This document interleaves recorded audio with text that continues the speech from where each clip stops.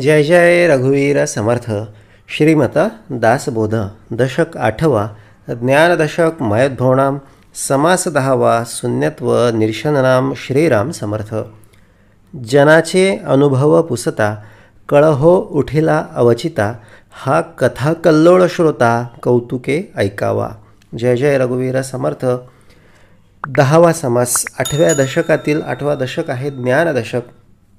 तर ह्या सगळ्या दशकभरामध्ये समर्थांनी काय सांगण्याचा प्रयत्न केला, एक मुख्य ज्ञान काय आहे की आम्ही कोण आहोत, किंवा ती सत्य वस्तू कोण आहे, किंवा त्या सत्य वस्तूचा अनुभव काय आहे, किंवा ती वस्तू आहे तरी कुठे, किंवा त्या वस्तूला भेटता तरी येईल कुठे, हा अनुभव दाखवण्याचा प्रयत्न समर्थांनी या संपूर्ण दशकभरामध्ये केला. आणि हा समास म्हणूनच अत्यंत महत्त्वपूर्ण आहे. कारण काय की या गेल्या दशकाचा दशकभराचा सार समर्थांनी या समासामध्ये भरून ठेवलेला आहे. आणि हा सार ऐकून आपल्याकडे मुख्य ज्ञान उभं राहणार आहे. परब्रह्म कोण आहे, त्याचा अनुभव काय आहे, किंवा आपण कोण आहे, याची स्पष्ट जाणीव समर्थ आपणाला या समासाच्या रूपानं उभी करून देत आहेत. म्हणून अत्यंत सावधपणे आणि अत्यंत शांतपणे पूर्ण समासाचं श्रवण आपण करूया. आणि समर्थांनी ती सत्य वस्तू, ती परब्रह्म वस्तू आपणाला कळवून द्यावी अशी विनंती आपण त्यांना या सगळ्या प्रसंगी करूया, निवेदन मांडूया. जनाचे अनुभव पुसता कळहो उठिला अवचिता. हा कथा कल्लोळ श्रोता कौतुके ऐकावा. मग आता गेल्या समासाच्या शेवटी तर ते जे साधक आहेत की जे सिद्धपदाला पोहोचलेले आहेत, ज्यांना साक्षात्कार मिळालेला आहे, अशा साधकांची स्थिती काय आहे, कोणे स्थितीने राहती, ते त्यांची स्थिती काय, कैसा अनुभव पाहती, आणि त्यांना येणारा अनुभव कसा आहे. बोलले रामदास म्हणे श्रोती अवधान देणे. आणि बोलले हा अनुभव समर्थ आपणाला या समासाच्या रूपानं सांगत आहेत. मग काहींना असं वाटतं की एक दृश्यमान हे सगळं जग आहे, ज्याला आम्ही प्रपंच बोलतो, ज्याला आम्ही संसार बोलतो, आणि त्या पलीकडे तर फक्त शून्यत्व आहे, म्हणजे ज्याला कोणी निर्गुण बोलतं, किंवा जे काहीच नाही असं बोललं जातं. मग कदाचित जे शून्यत्व आहे तेच परब्रह्म आहे असा काहींचा भ्रम आहे. मग त्याचं निरसन, शून्यत्व निरसन समास 10वा या समासाच्या रूपानं समर्थांनी केलेलं आहे.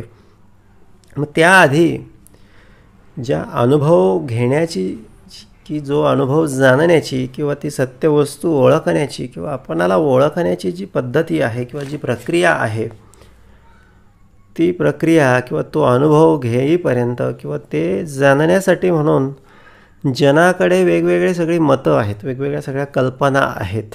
त्या सगळ्या कल्पनांची चर्चा समर्थांनी केलेली आहे. जनाचे अनुभव पुसता कळहो उठिला अवचिता. आता ह्या कल्पना सगळ्या एवढ्या आहेत ना, मना कल्पना कल्पिता कल्पकोटी. नभे रे नभे सर्वथा राम भेटी. बोलले आपण एवढ्या कल्पना करतो ना, प्रत्यक्षात तसं कधीच काहीच होत नाही. आपण जेवढ्या कल्पना करतो, जेवढे विचार आपल्या मनामध्ये येतात, जेवढ्या भीती, जेवढे संशय, जेवढे चिंता आपणाला वाटते, 99-100 पैकी 99 वेळा ती गोष्ट निरर्थक असते.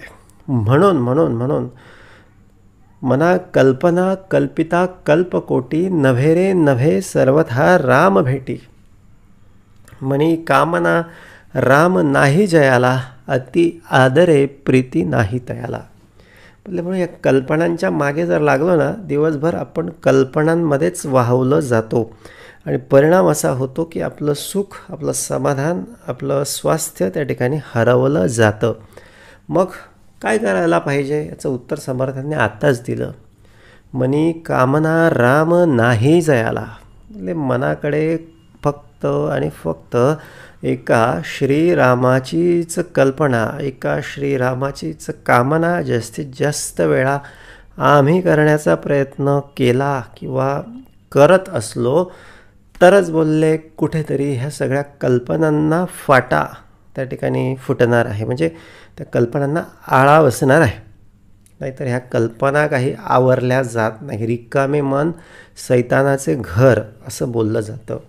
आपण रिकामं राहतो. आता रिकामं म्हणजे याचा अर्थ बाहेर काही करा तुम्ही, बोलले ते तेवढं काम संपलं की ते डोकं वर काढणारच. पण एकच आहे की बोलले मना राम कल्पतरू कामधेनू निधी सार चिंतामणी काय वाणू जयाचे नियोगे घडे सर्व सत्ता तया साम्यता कायसी कोण आता. त्या रामनामाची किंवा त्या भगवन नामाची भक्तीची सद्गुरू भक्तीची साम्यता कोणाशीच घडू शकत नाही. आणि परमनंट या मनाला शांती, परमनंट या मनाला सुख स्वास्थ्य हे फक्त आणि फक्त त्या एका श्रीरामाच्या किंवा त्या एका सद्गुरूंच्या, एका श्रीपाद श्री वल्लभांच्या सगळ्या भक्तीशिवाय मिळू शकत नाही. म्हणून बोलले जास्तीत जास्त नाम घेण्याचा आम्ही प्रयत्न केला पाहिजे. आवडत नसेल, होत नसेल, त्रास होतो आहे तरी केला पाहिजे. आणि ठरवून घेतलं पाहिजे, नियम बनवला पाहिजे. जशी आमची ऑफिसची ड्युटी असते ना, तशी परमार्थाची ड्युटी जोपर्यंत आम्ही स्वतःसाठी लावून घेत नाही तोपर्यंत बोलले काहीच मनाला विश्रांती आणि समाधान मिळू शकत नाही. म्हणून बोलले भजा राम विश्राम योगेश्वरांचा. त्या रामाला भजल्यानंतरच विश्राम आहे. या कल्पनांमध्ये, संसाराच्या कल्पनांमध्ये, संसाराच्या गॉसिपिंगमध्ये, संसाराच्या सिरियलमध्ये, आणखीन संसाराच्या सगळ्या इकडच्या तिकडच्या गोष्टींमध्ये विश्रांती सुख समाधान नाही. आणि हे जेवढं अधिक चालेल तेवढं मनुष्याची बोलले हे संसारातलं जेवढं अधिक चालेल ना कल्पनांचं, तेवढं मनुष्य स्वतःला त्या ठिकाणी अस्थिर करत जातो. कळहो लावून घेतो. कळहो उठेला अवचिता. आतमध्ये औचिता, सहज मनुष्य स्वतःकडे कळहो लावून घेतो. म्हणून उपाधीपासून सुटता आलं पाहिजे. शक्य तेवढ्या उपाध्या, शक्य जेवढा कोणाशी वाद होणार नाही याची काळजी घेतली पाहिजे. शक्य तेवढं इतरांना क्षमा करून आपल्या भगवंताच्या नामस्मरणामध्ये तल्लीन होता आलं पाहिजे. का? आपुलिया सुखस्वार्था. शक्य तेवढं रिकाम्या भानगडींपासून, रिकाम्या बोलले जिथे आपली गरज नाही किंवा जिथे आपणाला कोणी बोलावलेलं नाही अशा ठिकाणापासून आपण अलिप्त झालो पाहिजे. का? तर बोलले आपण आपलं स्मरण त्या ठिकाणी घालवून बसतो. स्मरण म्हणजे देव आणि विस्मरण म्हणजे दानव. आणि परिणाम असा होतो की विस्मरण उभं राहतं. विस्मरण उभं राहिलं म्हणजे मग दानवाची भूमिका, राग, संताप, चिंता, द्वेष, मत्सर हा सगळा भाग उभा राहतो. म्हणून मनारे जनी मौन मुद्रा धरावी, अति आदरे कथा राघवाची करावी. त्या राघवाची कथा जास्तीत जास्त वेळा, जास्तीत जास्त ठिकाणी, जास्तीत जास्त परिस्थितीमध्ये, जास्तीत जास्त प्रसंगामध्ये जो करण्याचा प्रयत्न करतो, जगी तो चितो बोलले धन्य झाला. आणि हे असं जर ज्याला जमलं नाही तर मग जगी तो चितो शोक संताप हारी. जगामध्ये तोच सगळा शोक संताप आहे. पण ओळखलं पाहिजे, सार काय ते ओळखलं पाहिजे. म्हणून भल्याने परमार्थी भरावे आणि शरीर सार्थक करावे आणि पूर्वजास उद्धरावे हरिभक्ती करुणी. आणि म्हणून पूर्वजांना हरिभक्ती करून आपण उद्धरण्याचा प्रयत्न केला पाहिजे. एक म्हणती हा संसारू. आता काय काय कल्पना मनुष्यानं केल्या. एक म्हणती हा संसारू करिता पावी जे पैल पारू आपला नव्हे की जोजारू जीव देवाचे. आणि एक बोलतो की हा संसार बोलले कसा आहे. बोलले तो जोजार आहे. जोजार म्हणजे हे व्यर्थचं सगळं आहे. ओझं आहे. ओझं. जोजार म्हणजे काय? ओझं.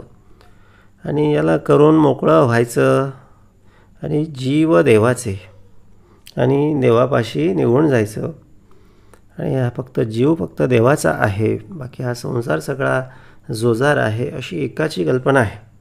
दुसरा काय बोलतो, आता खरं जर बघितलं ना, आपला नव्हे की जोजारू, आपला आपण करावा विचार, तरावया पार भव सिंधू.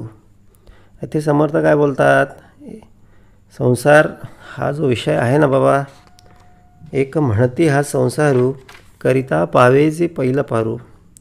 एक बोलतो की संसार केल्यानं आपण पैल पाराला जाऊ, एक बोलतो आपला नाही, हा व्यर्थाचा जोजार आहे, देवाचं केल्यानं आपण पैल पाराला जाऊ. असे बरेच मते आहेत, बरेच संभ्रम आहेत. पण समर्थांनी आपल्याला जाणीव दिलेली आहे की बाबा आपला नव्हे की जोजारू, संसार खरा आहे की खोटा आहे हा विषयच नाही. आपल्याला सुख समाधान विश्रांती किंवा आपलं हित कशामध्ये आहे हे पाहिलं पाहिजे. आता आपण भक्ती कुठे करतो आहोत, भक्ती संसारामध्ये येऊनच करतो आहोत. म्हणून आधी प्रपंच करावा नेटका, प्रपंच करायचा फार सुंदर करायचा असं समर्थांनी सांगितलेलं नाही, पण बाबा व्यवस्थित कर, फार अति वाहून जाऊ नकोस किंवा फार अति त्या ठिकाणी वैराग्य धारण करू नकोस. कार्याकारण बोलले, पोटा पाण्यासाठी जीवन जगण्यासाठी हरिभक्ती करता यावी म्हणून संसार दिलेला आहे आणि तसाच तो केला पाहिजे. प्रपंच करावा नेटका आणि मग घ्यावे परमार्थ विवेका. पण हा अति करायला जर लागलो ना आपण, अति सगळी आसक्ती, अति सगळी आशा, अति सगळा लोभ, अति सगळ्या चिंता, अति सगळा मत्सर, अति सगळा काम, अति तेथे माती. आपला नव्हे की जोजारू, मग त्या ठिकाणी जोजार व्हायला काही वेळ लागत नाही. एक म्हणती हे न घडे, लोभ देऊन अंगी जडे, पोटस्ते करणे घडे सेवा कुटुंबाची. आता एक जण काय बोलतो की संसारामध्ये ना कार्याकारण राहणं शक्यच नाही किंवा प्रपंच नुसता आधी प्रपंच करावा नेटका करणं शक्यच नाही. लोभला अंगाला लागून जातो आणि मग काय होतं, लोभ येऊन अंगी जडे, पोटस्ते करणे घडे सेवा कुटुंबाची. आणि कुटुंबासाठी राबण्यामध्येच कुटुंब काभाडी मनुष्य होऊन जातो, त्याचं आयुष्य सगळं त्याच्यातच सगळं संपून जातं. आता खरं तर ईश्वरे मोठे सूत्र केले, लोभाचे गुंडाळे केले उगवेना ऐसे. आता दोरा असतो की नाही, दोरा तो असा त्याच्या त्या रीलमधून जर त्याला बाहेर काढला आणि त्याचं असं वेटोळं जर झालं, गुंडाळं जर झालं, एखाद्या लहान मुलाच्या हातात ते खेळायला म्हणून दिलं आणि फक्त 2-5 मिनिटांनी त्याला मग आता पुन्हा काढून पुन्हा त्या सगळ्या त्या रीलच्या भोवती सगळं गुंडाळायला जर सांगितलं किंवा घ्यायला घेतलं तर ते अजिबात उकललं जात नाही. त्याचा फार मोठा गुंता त्या ठिकाणी झालेला असतो आणि तो गुंता सहजासहजी काही सुटत नाही, निघतच नाही. लोभाचे गुंडाळे केले उगवेना ऐसे. असाच गुंता मनुष्याचा लोभाचा झालेला आहे आणि मनुष्य हा लोभाचा गुंता आता सोडू, उद्या सोडू, परवा सोडू, महिनाभर, वर्षभर, 2 वर्ष, 5 वर्ष, 10 वर्ष आणि मग सुटला की भगवत भक्ती करू, मग काही चिंताचं काम नाही, मग आरामात राहू, आरामात खाऊ, मग काही जीवाच्या अवकाळा करायची गरज नाही, काही हाय हाय करायची गरज नाही, अशी त्याची भूमिका असते. पण तो गुंता काही केल्यास सुटत नाही. तेच इथे समर्थांनी सांगितलं. म्हणाले पोटस्ते करणे घडे सेवा कुटुंबाची. एक म्हणती स्वभावे, संसार करावा सुखे नावे, काही दानपुण्य करावे सद्गती कारणे. आणि आणखीन हे एक वेगळी कॅटेगरी, या कॅटेगरीचे लोक काय बोलतात, एक म्हणती स्वभावे, संसार करावा सुखे नावे. बोलले जसा पाहिजे तसा संसार करावा आणि थोडंफार दानपुण्य करावं सद्गतीसाठी, म्हणजे काहीतरी थोडंसं पुढे काहीतरी फायदा व्हावा म्हणून पुण्य करून ठेवावं. म्हणजे हे फार अत्यंत रजोगुणी हे सगळे लोक. बोलले हे सगळीकडे हात ठेवतात, हे प्रपंचाकडे पण संसारात पण हात ठेवायला बघतात आणि देवाला पण मॅनेज करायला बघतात. बोलले संसार मनसोक्त करतात आणि थोडंफार 10, 20, 30 रुपये इकडे तिकडे दान करतात आणि तेवढ्याच्या भरोशावर सद्गती घ्यायला बघतात. एक म्हणते संसार खोटा, वैराग्ये घ्यावा देशवटा, येणे स्वर्गलोकीच्या वाटा मोकळ्या होती. आता ही टोकाची भूमिका घेणारी सगळी कॅटेगरी. ही कॅटेगरी काय बोलते, म्हणजे ह्या कॅटेगरीतले लोक काय बोलतात, ह्या विचारांचे लोक काय बोलतात. म्हणाले की हा संसार सगळा खोटा आहे आणि आता आपण काय करू, वैराग्य धारण करू आणि देशोधडीला कुठेतरी देश टनाला जाऊ. आणि देशोधडीला मनुष्य हा संसारातल्या सगळ्या गतीला किंवा एखादा मनुष्य संसारामध्ये पार निस्तनाभूत होऊन जातो, त्याला देशोधडीला लागणे असं बोललं जातं.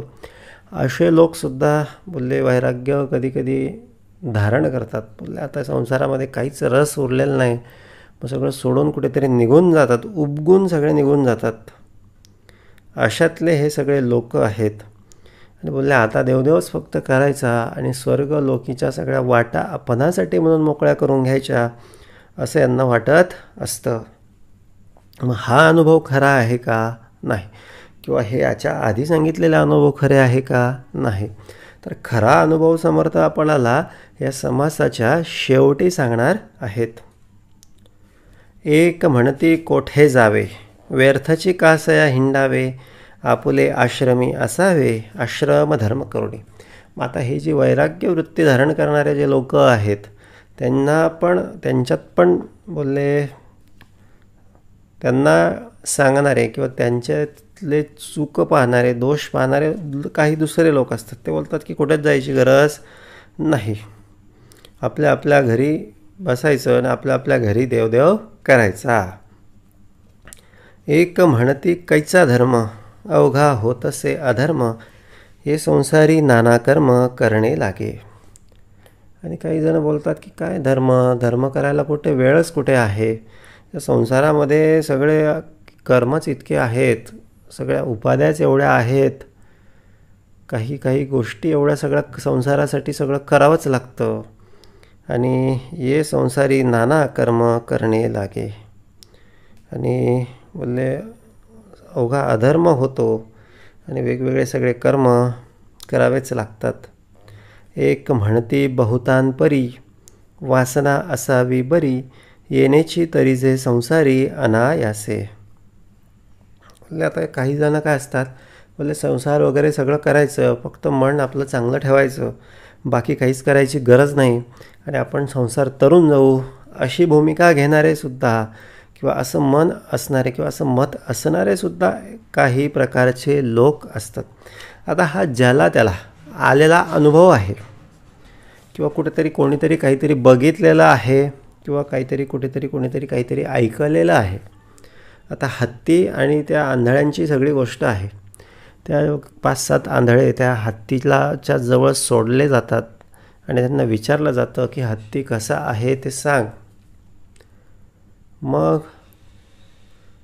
ते सगळे जातात. आता त्यांच्याकडे तर काही डोळे नाही, मग ते काय करतात, ते स्पर्शानं सगळं त्या हत्तीला अनुभवण्याचा प्रयत्न करतात. आता हा एक जातो समोरच्या बाजूने, त्याच्या हाताला लागतंय सोंड आणि तो काय बोलतो, हत्ती हा बोलले त्या सापासारखा अजगरसारखा आहे. एक जातो पायाच्या बाजूने, त्याच्या हाती पाय लागतो, पाय भला मोठा पाय उभा त्या हत्तीने करून ठेवलेला असतो, तो त्या पायाला धरतो आणि तो बोलतो की हत्ती हा खांबासारखा आहे. एकाच्या हाताला शेपटी लागते, शेपटीचे केस लागतात. बोलले एक बोलतो की हत्ती हा दोरीसारखा आहे.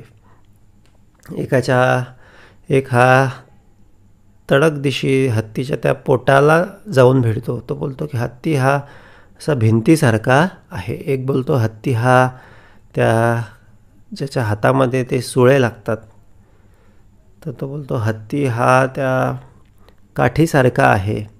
ज्याच्या हाताला कान लागतो तो बोलतो हत्ती हा सुपासारखा आहे. पण प्रत्यक्षात हत्ती हा वेगळा आहे आता हे आत्तापर्यंतची जी मतं सगळी लोकांनी वेगवेगळ्या प्रकारे व्यक्त केली, ही सगळी मतं बोलले ह्या अशा अपूर्ण अनुभवातूनच आलेली आहेत.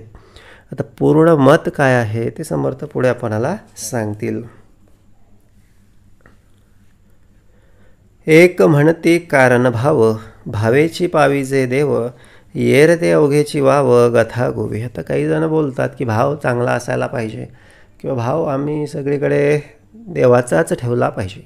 देवाच्या भावनेने भावमय आम्ही झालो पाहिजे आणि बोलले सगळीकडे त्याला बघितलं पाहिजे किंवा सगळीकडे त्याचा अनुभव घेण्याचा प्रयत्न केला पाहिजे. बोलले हे असं असेल ना तर बोलले देव आपल्याला भेटेल, असे काही जण बोलतात. एक म्हणती वडिले जीवी, अवघे देवाची मानावी, मायबापे पूजित जावी एका भावे. आता काही जण काय बोलतात, म्हणाले आईवडील जे असतात ना त्यांचा जीव जो आहे ना तो देवच आहे आणि त्याला देव समजूनच आपण पूजन केलं पाहिजे. तीच आपली भक्ती झाली आणि तोच आपला परमार्थ झाला आणि तोच आपला खरा अनुभव झाला. आता जसं पुंडलिकाने आईवडिलांची मातापित्याची भक्ती केली आणि त्याच्यासाठी श्री विठ्ठल त्या विटेवरी युगे 28 उभा, 28 युगांपासून तो उभा आहे असं मानलं जातं. श्रावण बाळाचं तसंच आहे. परत असे कित्येक असे भक्त होऊन गेले की ज्यांनी आपल्या आईवडिलांची सेवा अत्यंत देवासारखी केली, त्यांच्यातच देव पाहिला आणि तीच त्यांची भक्ती फळाला आली. एक म्हणती देव ब्राह्मण, त्यांचे करावे पूजन, मायबापे नारायण विश्वजनाचा. आता काही जण बोलतात की देव आणि ब्राह्मण ही भूमिका एकच आहे, म्हणून ब्राह्मणांचं पूजन केलं काय आणि देवाचं केलं काय एकच आहे, म्हणून तोही अनुभव चांगला आहे असे काही जण बोलतात. एक म्हणते शास्त्र पहावे, तेथे निरोपिले देवे, तेने प्रमाणेची जावे परलोकासी. काही जण बोलतात की शास्त्राप्रमाणे आपण राहिलं पाहिजे, शास्त्रामध्ये जे भगवंताने सांगितलेलं आहे त्या पद्धतीनं आपण भक्ती केली पाहिजे. एक म्हणती अहो जना, शास्त्र पाहता पूर्वेना, या कारणे साधूजना शरण जावे. आता काही एकाचं म्हणणं असं पडतं की शास्त्र जर बघायला गेलं ना, शास्त्र हे अगणित आहेत. वेद आहेत, पुराणं आहेत, उपनिषदे आहेत, वेगवेगळ्या सगळ्या प्रकारच्या गीता आहेत, खूप साऱ्या त्या ठिकाणी भेद बघायला मिळतात. मग एवढं सगळं वाचायला आम्हाला अजिबात वेळ मिळत नाही.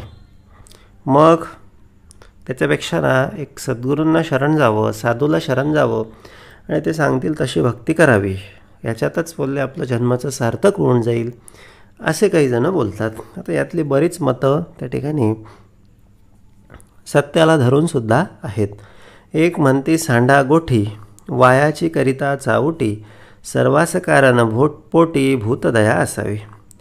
आता काही जण शॉर्टकट मारायला बघतात. ते बोलतात भक्ती बिक्ती देव वगैरे काहीच नाही, सगळ्यांमध्ये देव बघायचा, सर्वांमध्ये देव बघून त्यांच्यावर दया करायची, त्यांच्यावर प्रेम करायचं, बोलले हाच परमार्थ आहे. एक म्हणती एकची बरवे, आपुल्या आचारे असावे, अंतकाळी नाम घ्यावे सर्वोत्तमाचे. आता काही जण फार हुशार आहेत. तर काय बोलतात आपल्याला जसं जमेल तसं कर्म आपण आयुष्यभर करत राहावं, फक्त अंतकाळी आपण सर्वोत्तमाचं त्या ठिकाणी नाव घ्यावं, म्हणजे जाता जाता बरोबर आपण योग्य गाडीत बसून जातो आणि वैकुंठाला पोहोचून जाऊ, अशी त्यांची भूमिका आहे. पण जो अभ्यास वर्षभर केला बोलले त्याचीच उत्तरं पेपरमध्ये लिहिता येतात. अभ्यास केलाच नाही तर पेपरमध्ये उत्तरं लिहिता येणार नाही. एक म्हणती पुण्य असेल तरीचं नाम येईल, नाही तरी भुली पडेल अंतकाळी, ही ती भूमिका. एक म्हणती जीत असावे, तवची सार्थक करावे, एक म्हणती फिरावे तीर्थाटन.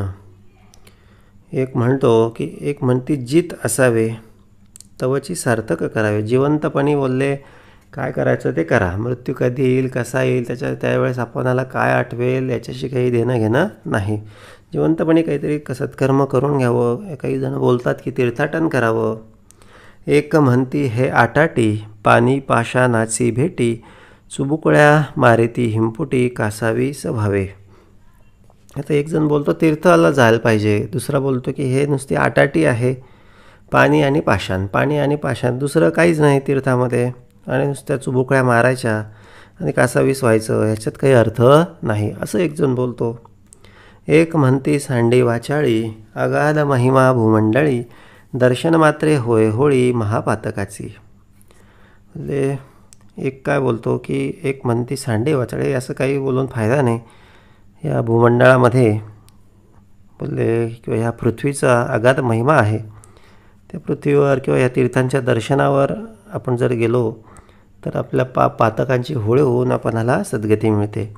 एक म्हणती तीर्थ शोभावे, कारण मन आवरावे, एक म्हणती कीर्तन करावे सावकाश. एक म्हणतं की मनाला आपण आवरलं पाहिजे, एक म्हणतो चांगलं कीर्तन, देवाचं नामसंकीर्तन आपण केलं पाहिजे. एक म्हणती योग भरवा, मुख्य तोची आधी साधावा, देहो अमरची करावा अकस्मात. आता काही जण काय बोलतात की योग हा महत्त्वाचा आहे, आधी मुख्य तो आपण साधला पाहिजे आणि देह आपला अमर केला पाहिजे. आता योग कुठले आहेत तर अष्टांग योग आहेत. त्याच्यामध्ये ध्यान, धारणा, प्राणायाम, समाधी यासारख्या बऱ्याच गोष्टी त्याच्यामध्ये येतात. ते केलं पाहिजे आणि आपण अमर झालो पाहिजे असे काही जण बोलतात. एक म्हणती ऐसे काय, काळ वंचना करू नये, एक म्हणती धरावे सोय भक्तिमार्गाची. तर एक जण बोलतो की आपला वेळ आपण वाया घालवू नये, भक्तिमार्गामध्ये आपण स्वतःचा वेळ लावला पाहिजे. एक म्हणती ज्ञान बरवे, एक म्हणती साधन करावे, एक म्हणती मुक्त असावे निरंतर. आता एक जण काय बोलतो की ज्ञान हे बरं आहे आणि एक जण बोलतो की काहीतरी साधन आपण लावून घेतलं पाहिजे. एक म्हणतो साधनाची गरजच नाही, कुठल्याच उपासनेची याची त्याची काहीच गरज नाही. बोलले मुक्तपणे राहायचं, जसं जमेल जसं आठवेल तसं आपण बोलले काहीतरी करत राहायचं निरंतर. एक म्हणती अनर्गळा, धरी पापाचा कंटाळा, एक म्हणती रे मोकळा मार्ग आमचा. आता काही जण बोलले सगळं काहीच नाही, सगळं काही कसं केलं चालतं असं बोलतात. काही जण बोलतात की आम्ही आमच्या मार्गाला मोकळे आहोत. एक म्हणती हे विशेष, करू नये निंदा द्वेष, एक म्हणती सावकाश, दुष्ट संग त्यागावा. आता काही जण बोलतात की निंदा द्वेष करू नये, दुष्टांचा संग धरू नये, म्हणजे आपल्याला निश्चितपणे परमार्थ घडेल. एक म्हणती ज्याचे खावे त्या सन्मुखची मरावे, त्याने तत्काळची पावावे मोक्षपद. तर काही जण बोलतात की ज्या देवाची आपण भक्ती करतो त्या देवाच्या त्या मूर्तीच्या समोरच आपण आपला देह सोडला की आपण मोक्षाला जातो. एक म्हणते सांडा गोठी, आधी पाहिजे ते रोटी, मग करावी चावटी सावकास. तर काही जण बोलतात की आधी पोटवा आणि मग विठोबा. एक म्हणते पाऊस असावा, मग सकळ योग बरवा, कारण दुष्काळ न पडावा म्हणीचे बरे. आता काहींचं लक्ष वेगळंच आहे, काहींचं लक्ष कशामध्ये आहे, बोलले खायला प्यायला बरे खावे, बरे जेवावे, बरे ल्यावे, बरे नेसावे, मनासारखे असावे सकळ काही. मग ते देवाचं काय आहे ते बाकीचं नंतर सगळं बघता येईल, अशी काहींची भूमिका असते.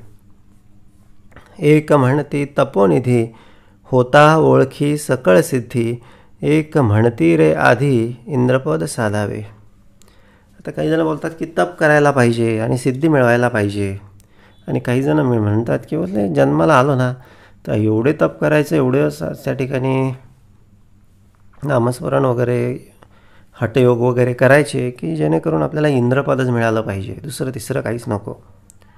एक म्हणती आगम पहावा, वेताळ प्रसन्न करून घ्यावा, तेने पावीचे देवा स्वर्गलोकी. आगम आणि निगम येण्याचा मार्ग, आपण आलो कुठून हा शोध घ्यायचा आणि वेताळ वगैरे ह्या अशा गोष्टी करून त्याच्या मदतीनं आपण देवाला स्वर्गलोकाला प्राप्त करू शकतो, असं काहींचं म्हणणं पडतं. एक म्हणती अघोर मंत्र, तेने होईजे स्वतंत्र, श्रीहरी जयचा कळत्र तेची ओळे. आता काही जण बोलतात की अघोर मंत्र तेने होईजे स्वतंत्र. काही जण काय बोलतात की अघोर मंत्र जर वापरला तर आपण लवकर मोकळं होतो, आणि काही जण बोलतात की श्रीहरीची आपण आठवण केली पाहिजे आणि तो त्या ठिकाणी मग आपणावर कृपा करतो. ती लागले सर्व धर्म, तेथे कैचे क्रियाकर्म, एक म्हणती कुकर्म तिच्यामध्ये. आता काही जण काय बोलतात की सर्व धर्म हा एकच आहे किंवा त्याला असं क्रियाकर्माची आवश्यकता नाही. आता काही जण बोलतात की एक म्हणती कुकर्म तिच्यामध्ये, आणि काही जण बोलतात की कुकर्म आपण फक्त त्या ठिकाणी बाजूला सारली पाहिजे, बाकी सगळं मग आपलं व्यवस्थित होतं.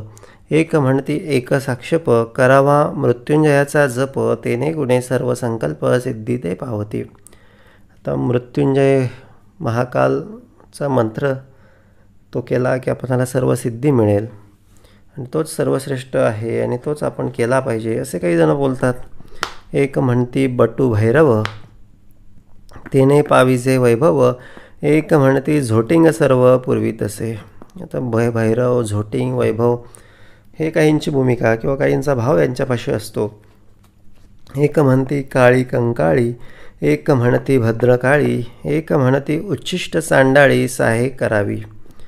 आणि हे भद्रकाळी, चांडाळी, काळी, कंकाळी हे ज्याची त्याची वेगवेगळ्या लोकांची वेगवेगळी सगळी दैवतं.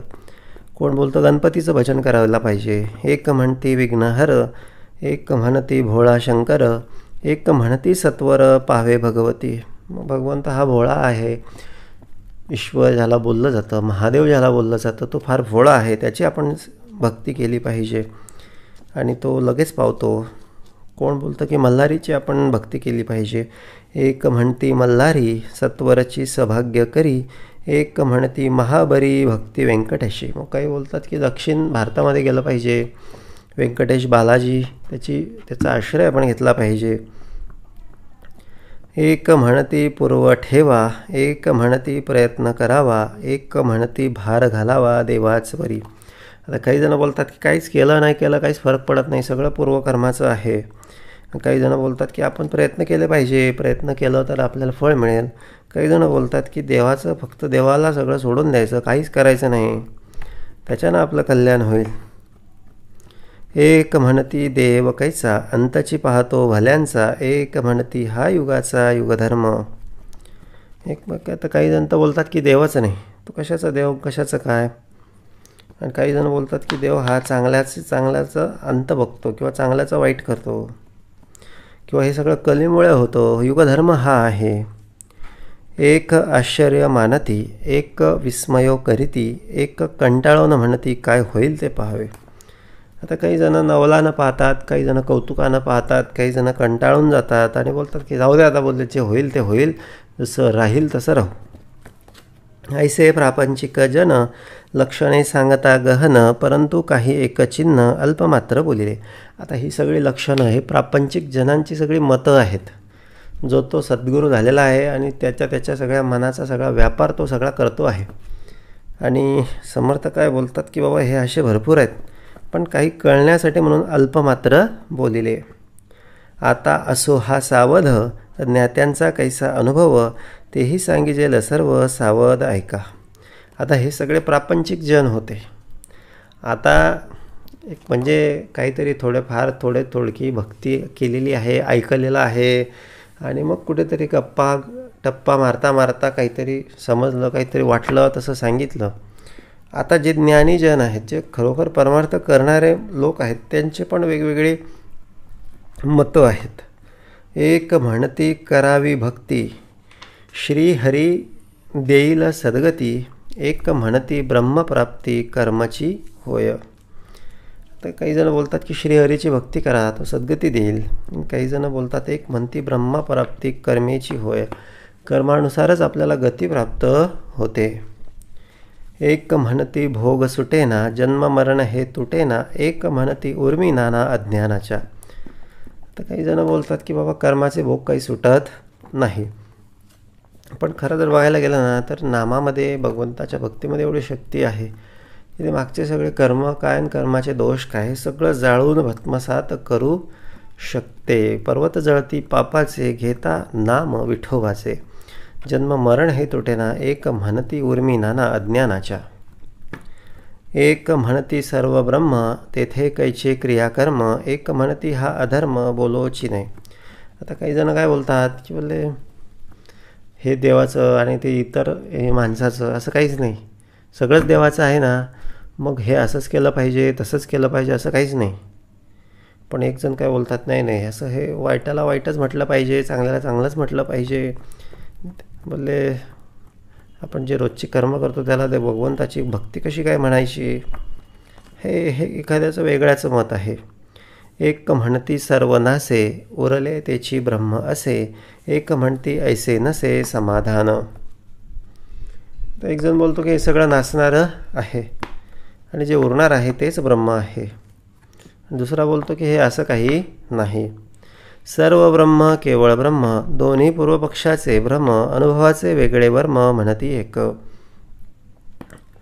सर्व ब्रह्म म्हणजे हे सगळं जग ब्रह्ममय आहे आणि केवळ ब्रह्म म्हणजे शेवटी ते एकच ब्रह्म उरतं. हे दोन्ही भ्रम आहेत आणि अनुभव हा प्रत्यक्षामध्ये वेगळा आहे म्हणती एक. एक जण बोलतो की खरा अनुभव, खरा देव, खरं स्वरूप हे वेगळं आहे. एक म्हणती हे न घडे, अनुर्वाच्य वस्तू घडे, जे बोलता मौन्य पडे वेदशास्त्रांचे. आता काही जण काय बोलतात की परब्रह्म म्हणा किंवा ती वस्तू म्हणा किंवा त्याचा जो अनुभव आहे तो अनुर्वाच्य आहे आणि तो आम्ही कसं काय बोलू शकतो. जे बोलण्यासाठी, जे सांगण्यासाठी वेदांचं मौन्य पडतं, म्हणजे वेदांची मती खुंटते, वाचा खुंटते, ते आम्ही कसे काय सांगू शकतो. मग तव श्रोता अनुवादाला मने निश्चय कोण केला, सिद्धांतमते अनुभवाला उरी केची. आता असं भरपूर समर्थांनी सांगितलं आणि मग शेख श्रोता बोलला की म्हणाले समर्थ हे सगळं खरं आहे, पण आता आम्ही काय नेमकं काय समजायचं, काय कोणता निश्चय आम्ही करायचा. सिद्धांत मत अनुभव नेमका आहे तरी कसा, याचा अनुभव तुम्ही आम्हाला द्या. अनुभव देही वेगळाले हे पूर्वीच बोलिले, आता काही एक केले न वचिकी. अनुभव हा प्रत्येक देहाचा वेगवेगळा आहे आणि असू पण शकतो. त्याच्यामुळे प्रत्येकाला सारखाच अनुभव हा येईलच असं काही नाही. एक साक्षत्वे वर्तती, साक्षी वेगळाच म्हणती, आपण द्रष्टा ऐसी स्थिती स्वानुभवाची.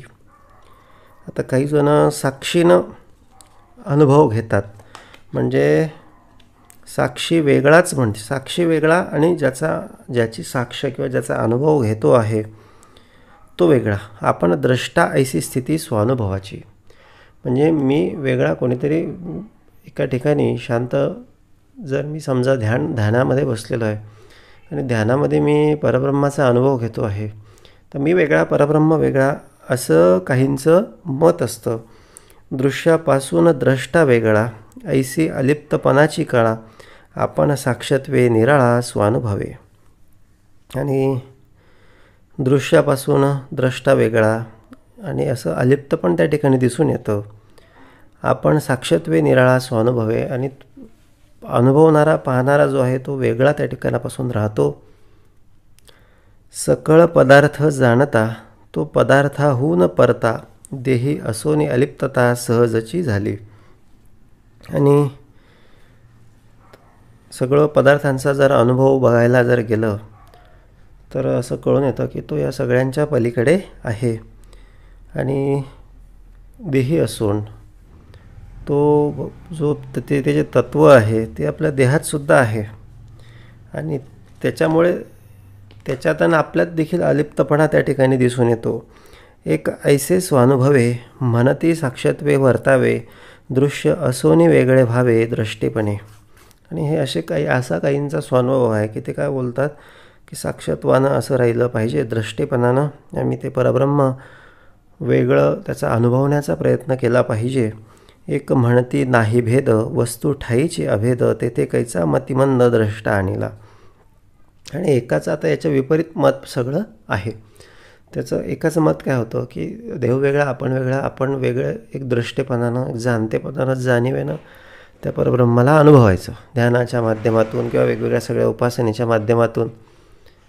आणि एक काय बोलला की ज्याला जाणायचं आहे तो आणि आपण एकच आहोत, मग तेथे वेगळेपणाचा विषयच नाही.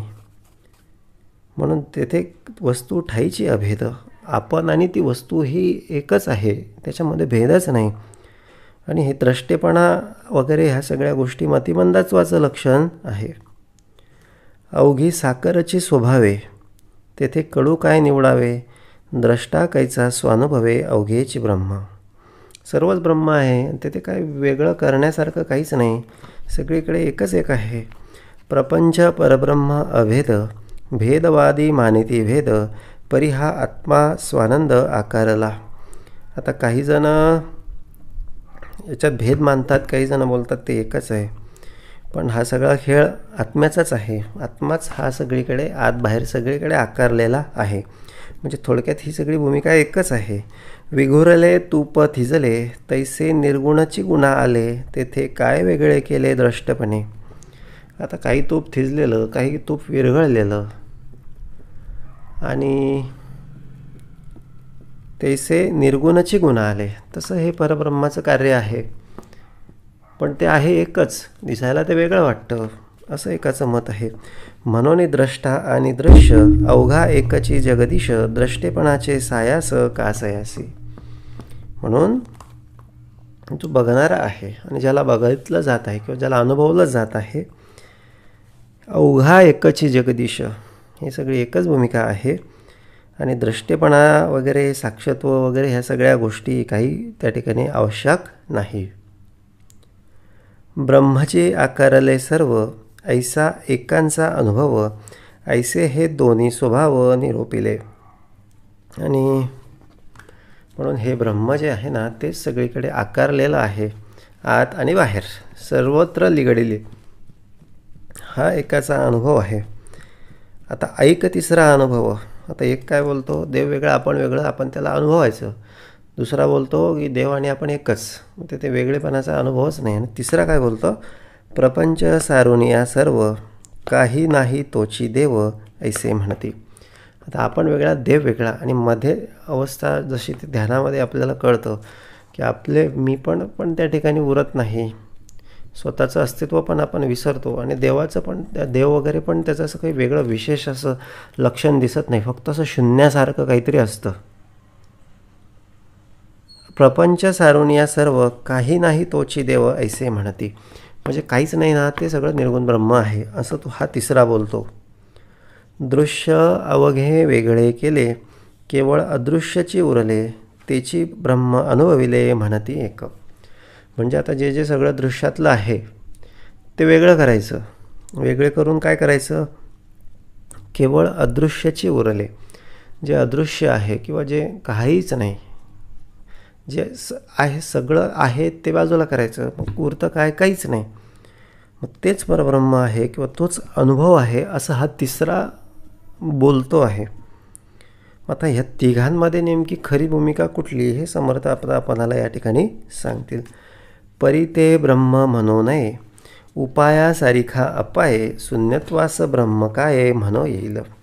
आता त्याला समर्थांनीच उत्तर दिलेलं आहे.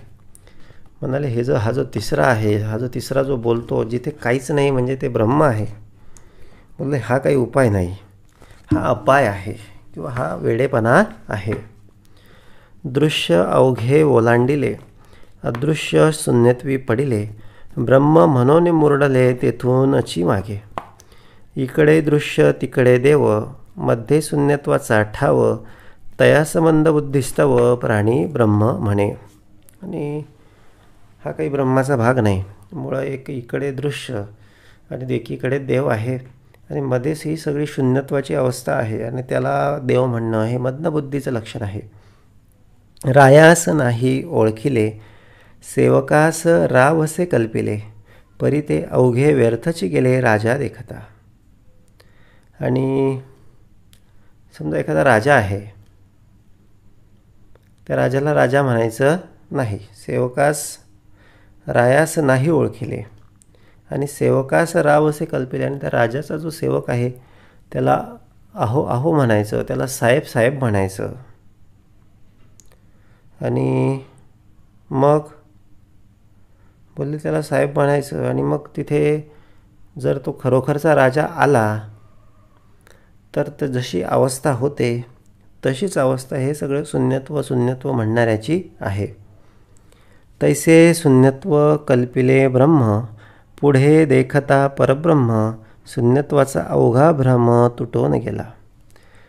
शून्यत्व हेच ब्रह्म आहे असं निश्चय जर केला आणि पुढे जर बघितलं तर काय होतं, पुढे देखता परब्रह्म, म्हणजे परब्रह्माचा अनुभव जेव्हा येतो तेव्हा शून्यत्वाचा सगळा भ्रम तुटून जातो. परी हा सूक्ष्म अडथळा. आता बऱ्याच जणांना ह्या गोष्टी अजून पण लक्षात आलेल्या नसतील, कारण ते आहेच तसं अनुर्वाच्य ब्रह्म, अनुर्वाच्य न बोलता येण्यासारखं आहे. पण समर्थांच्या कृपेनं काही एक बोलले समर्थांनी आम्हाला कळवून देण्याचा सगळा यत्न सगळा लावलेला आहे. परी हा सूक्ष्म अडथळा, पण तो कसा आहे, तो सूक्ष्म हा सगळा भाग आहे. आडताळा, पडताळा, चाचणी ज्याला बोललं जातं, हे सगळं सूक्ष्म आहे. वारी विवेके वेगळा, जैसे दुग्ध घेऊन जळा राजहंस सांडी. आणि बोलले हे विवेकानं हा सगळा अडथळा वेगळा होणार आहे. आणि विवेक काय तर अनुभवच जेव्हा येईल तेव्हाच हे सगळं कळेल. असे समर्थ बोलतात की हा अनुभव, हा सगळा भाग कसा आहे की जैसे दुग्ध घेऊन जळा राजहंस सांडी. आणि जसं काही हे दुग्ध घेऊन, दूध घेऊन पाणी सगळं बाजूला सोडून देणे किंवा पाणी सगळं जिथल्या तिथे राहू देणे, ही भूमिका जसं राजहंस करतो ना, तसं हा भाग सगळा अनुभवातून, विवेकातूनच हा सगळा भाग कळून येतो. आधी दृश्य सोडिले मग शून्यत्व ओलांडिले, मूळ माये परते देखिले परब्रह्म. त्यासाठीचा क्रम आहे. आता हे सगळं अनुभव कसा घ्यायचा, जे ऐकण्यासाठी म्हणून आम्ही सगळेजण आत्तापर्यंत आतुर झालेलो आहोत, ते आता समर्थ आम्हाला सांगत आहेत. काय सांगत आहेत बाबा, त्याचा अनुभव कसा घ्यायचा, तर आधी दृश्य सोडिले. दृश्यातली सगळी आसक्ती, दृश्यातला फोलपणा आम्हाला सगळा समजून घ्यायला लागेल. आणि दृश्य हे कार्यकारण आहे. दृश्य हे केवळ त्या ठिकाणी नाम मात्र आहे, भ्रम मात्र आहे, सत्य वस्तू ती नाही, हे सगळं जाणायचं. आणि मग काय उरतं, शून्यत्व. मग शून्यत्वामध्येही बोलले काही काळ थांबल्यानंतर, काही काळ त्याच्या पलीकडे आणखी पुढे जाता येतं. हा सगळा अनुभवाचा भाग आहे. मग तिथे काय अनुभवाला येते, त्या मूळ मायेच्या परते काय अनुभवाला येतं, तिथे परब्रह्म सगळं अनुभवायला येतं. वेगळेपणे पाहणे घडे, तेने वृत्ती शून्यत्वे पडे, पोटी संदेह पवाडे शून्यत्वाचा. आणि असं हे वेगळेपणानं पाहायला गेलं की मग हे शून्यत्वामध्ये आपण जातो आणि मग संदेह सगळा उभा राहतो. भिन्नपणे अनुभवले तयास शून्य ऐसे बोलिले, वस्तू लक्षिता अभिन्न झाले पाहिजे आधी. बोलले ते आता इथे हे फार महत्त्वाचं समर्थांनी आम्हाला सांगितलं. अनुभव घ्यायचा ना बाबा, ते परब्रह्म जाणायचं ना. सोहम सोहम सोहम सोहम ले वस्तू लक्षिता अभिन्न झाले पाहिजे आधी. बोलले ही वस्तू जी आहे ना, बोलले तिला अनुभवायचं असेल तर तिचं स्वरूप किंवा ती वस्तू मीच आहे हा अनुभव आधी आपणाला करून घेणं गरजेचं आहे. आणि मग हे सगळं वस्तू लक्षित अभिन्न झाले पाहिजेत. वेगळेपणानं हे सगळं जमणार नाही. तर ती वस्तुरूप किंवा मी माझ्या ठाईच ते सगळं चैतन्य परब्रह्मतत्व आहे हे सगळं जाणावं लागेल. वस्तू आपणची होणे ऐसे वस्तूचे पाहणे, निश्चयसी भिन्नपणे शून्यत्व लाभे. आता वस्तूच आपण व्हायचं, आपल्याच ठाई ते अनुभव चैतन्य त्याची अनुभूती घेण्याचा प्रयत्न करायचा. ऐसे वस्तूचे पाहणे आणि निश्चयसी भिन्नपणे शून्यत्व लाभे. आणि हेच ते वस्तूचं पाहणं आहे. आणि निश्चितपणे जर आपण वेगळं पाहायला गेलो तर शून्यत्वच आपल्याला दिसणार आहे, दुसरं काहीच दिसणार नाही. म्हणजे वस्तू होऊनच आपल्याला हे सगळं अनुभवावं लागेल. या कारणे शून्य काही परब्रह्म होणार नाही, वस्तुरूप होऊ न पाही स्वानुभवे. आणि अशा पद्धतीनं म्हणून हे शून्य म्हणजे काही परब्रह्म नाही. शून्य म्हणजे तिथे काहीच नाही, सगळं अभाव आहे.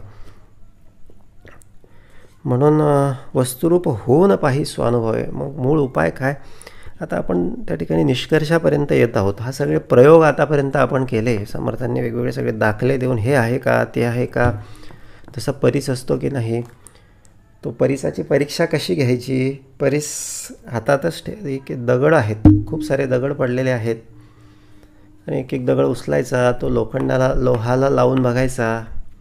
त्याचं जर सोनं झालं तर तो परीस. मग हे अशी ही सगळी प्रोसेस आहे. तसंच हे सगळं आहे. तर काय आहे, हे आतापर्यंत खूप सारे दगड समर्थांनी लावून बघितले पण काही सोनं झालेलं नाही. पण आता समर्थांनी आपल्याला हातामध्ये परीस दिलेला आहे. आणि तो परीस काय आहे की वस्तू आपणची होणे ऐसे वस्तूचे पाहणे. आपण आपल्या ठाईच परब्रह्म आहे, आपणच परब्रह्म आहोत. ही अनुभूती, हा विवेक, ही जाणीव, याच जाणीवेत सतत राहणे. आणि बोलले एक दिवस निश्चितपणे आपणाला त्या परब्रह्माचा अनुभव घेता येतो. वस्तुरूप होऊन पाही स्वानुभवे, या कारणे शून्य काही परब्रह्म होणार नाही. वस्तुरूप होऊन पाही स्वानुभवे. आणि अशा पद्धतीनं वस्तुरूप होणे आणि स्वानुभव घेणे हेच परब्रह्म भेटीचं एकमेव माध्यम आहे. म्हणून हे आतापर्यंत जे सगळे सांगितले किंवा जेवढी सगळी चर्चा केली त्या सगळ्यांपेक्षा बोलले स्वानुभव घेण्याचा हा सगळ्यात सोपा आणि सगळ्यात शास्त्रशुद्ध मार्ग आहे. तर हे सगळं कसं अनुभवायला येईल किंवा कसं स्वतःला अनुभव घ्यायचा त्यासाठीचा विधी सद्गुरू श्रवण, उपासना, मनन, निसध्यासाच्या रूपानं आम्हाला लावून देतात. करता करता ही जाणीव अशी पक्की होत जाते. तर आम्ही मोबाईलमध्ये जेव्हा फिंगरप्रिंट सेट करतो ना तेव्हा ते सुरुवातीला ती आमची फिंगरप्रिंट सॅम्पल म्हणून घेतं आणि ते आम्हाला वारंवार ती एकच फिंगर त्या ठिकाणी सेन्सरच्या ठिकाणी टच करायला लावतं. मग ते 10%, 20%, 30% असं कॉपी होत जातं. वेगवेगळ्या सगळ्या अँगलने ते आपले फिंगर कॉपी करतं.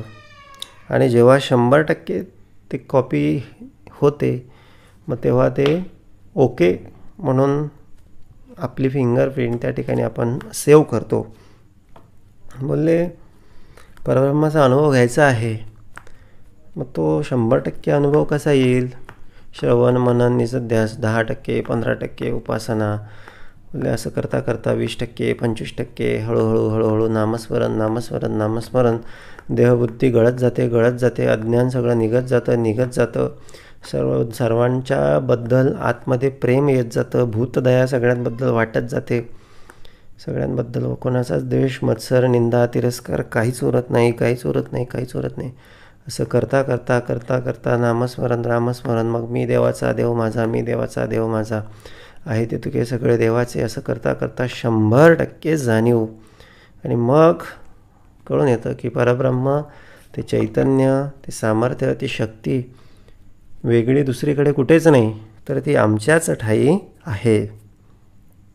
आपण वस्तू सिद्धची आहे, मन मी ऐसे कल्पू नये. साधू सांगती उपाये तूची आत्मा. आता याच्यात एक गफलत आहे, याच्यात एक गडबड अशी आहे की ते मनाकडे वेगवेगळे विचार वासना वगैरे येतच राहतं. जेव्हा आपण आत्मस्थितीमध्ये असतो तेव्हा मन नसतं. आणि जेव्हा मन असतं तेव्हा आपण स्वतःचं स्वरूप, आत्मस्वरूप सगळं विसरलेलं असतो. पण बरेच जण मन म्हणजे मी आहे असं समजतात. बोलले आपण वस्तू आहे, आपण मन नाही. जे शुद्ध, निरपेक्ष, निर्मळ, शांत, प्रेममय, आनंदमय जे स्वरूप आहे ना ते आपलं स्वरूप आहे. हे मनाकडे सटरपटर सगळं जे कल्पना करणारं आहे ना, भजी खाऊ दे, जिलेबी खाऊ दे, आणखीन कुरकुरे खाऊ दे, मॅगी खाऊ दे, हे जे आहे ना हे सगळं मन आहे. मन मी ऐसे कल्पू नये. मनाकडे वेगवेगळे विचार पण येतात. हे विचार म्हणजे माझे आहे, किंवा मनाकडे हे आलं म्हणजे हे माझेच आहे, किंवा मी असंच केलं पाहिजे असं अजिबात नाही. त्या जसं मनाला ना त्या कुत्र्याची उपमा दिली तरी चालते. कुत्रं जसं कितीही भुंकलं तरी आपण बोलतो का हे कुत्रं मी आहे किंवा कुत्रं माझं आहे? नाही. त्याला भुंकू द्यायचं, त्याच्याकडे साफ दुर्लक्ष करायचं. वाटल्यास त्याला नामस्मरणाचा दगड मारायचा. वाटल्यास त्याला उपासनेनं बांधून ठेवायचं, वाटल्यास त्याला श्रवणरूपी दवाखान्यामध्ये वरचेवर घेऊन जात राहायचं. मग त्याचं भुंकानं थांबतं. पण एवढं एक लक्षात ठेवायचं की मन म्हणजे मी नाही. मनाकडे काही येतं ते म्हणजे आपलं नाही. मी कसा शुद्ध, सुंदर, निर्मळ, निश्चळ हे जे माझं स्वरूप आहे. मन मी ऐसे नाथिले, संती नाही निरोपिले, मानावे कोणाच्या बोले, मन मी ऐसे. आता मन आपल्याला वाटतं की मी आहे आणि संत बोलतात की मन नाहीच आहे. मग कोणाच्या बोलायला खरं मानायचं? मन मी ऐसे, संत वचनी ठेविता, संतांच्याच वचनाला खरं मानावं लागेल. आता आम्ही कोर्टामध्ये जातो, त्या ठिकाणी वकिलालाच युक्तिवाद करायला लावतात. त्या ठिकाणी आमच्यासारख्याला युक्तिवाद करता येत नाही. तिथे वकीलच लागतो, कायदेशीर ते जे काय आहे ते वकीलपत्र वगैरे आणखीन ते सगळं दाखल वगैरे करावं लागतं, तरच ती केस त्या ठिकाणी स्टँड होते. तसंच आहे. बोलले संतांनी सांगितलं त्याच्यावर विश्वास ठेवायला लागेल, कारण त्यांनी अभ्यास केलेला आहे. वकिलांनी कायद्याचा, संतांनी परब्रह्माचा. मग ते सांगत आहेत ना मन नाही म्हणून, मनाला सोडूनच द्यायचं. मग मनाकडे काय येतं काय नाही, मनाला काय हवं काय नाही याच्याकडे बघूच नाही. मनावर ज्याने विजय मिळवला तो तो तो तो तो तो फार महान विजय आहे. एक वेळ विश्वविजय मनुष्य करू शकतो, पण त्याच्यापेक्षा कठीण स्वतःच्या मनावर विजय मिळवणं आहे.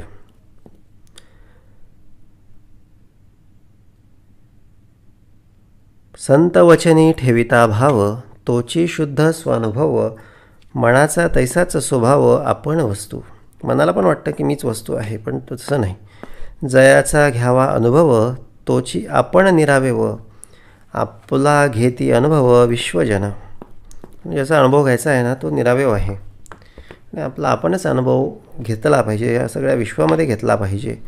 लोभी धन साधू गेले, तव ते लोभी धनची झाले, मग ते भाग्यपुरुषी भोगिले सावकाश. लोभी धन साधू गेले.